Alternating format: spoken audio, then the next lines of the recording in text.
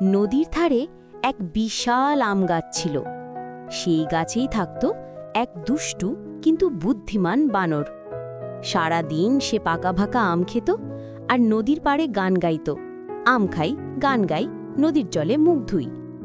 একদিন নদীর জলে ভেসে এলো এক কুমির, ক্লান্ত আর ক্ষুধার্ত। বানর বলল, এই কুমিরদা, আম খাবে? খুব মিষ্টি। কুমির খেয়ে খুশিতে বলল, ওফ, এমন ফল তো জীবনে খাইনি। তারপর দুজনের ভালো বন্ধুত্ব হল। প্রতিদিন বানর ফল ছুঁড়ে দিত, কুমির গল্প শুনত। একদিন কুমির তার স্ত্রীর কাছে ফিরে গিয়ে বলল, আমার বানর বন্ধু দারুণ ফল দেয়। কুমিরের স্ত্রী চোখ বড় করে বলল, তাহলে তার হৃদয়ও নিশ্চয় মিষ্টি, আমি সেটা খেতে চাই।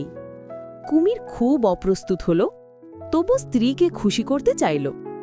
পরদিন সে বানরকে বলল, বন্ধু, আমার স্ত্রী তোমার প্রশংসা করে, চলো তার সঙ্গে দেখা করে এসো। বানর কুমিরের পিঠে চেপে নদী পার হচ্ছিল। হঠাৎ কুমির গম্ভীর স্বরে বলল, বন্ধু, দুঃখিত, আমার স্ত্রী তোমার হৃদয় খেতে চায়। বানর ভয় পেয়ে গেল, কিন্তু সঙ্গে সঙ্গে বুদ্ধি খাটালো। বলল, ওহ, তুমি আগে বললে না কেন? আমি তো হৃদয়টা গাছে রেখে এসেছি, চলো ফিরে যাই। কুমির নির্দ্বিধায় ফিরে গেল। গাছের কাছে পৌঁছেই বানর লাফ দিয়ে ডালে উঠে হাসতে হাসতে বলল, হৃদয় কেউ শরীর থেকে আলাদা রাখে নাকি? এবার যাও, বোকা কুমির।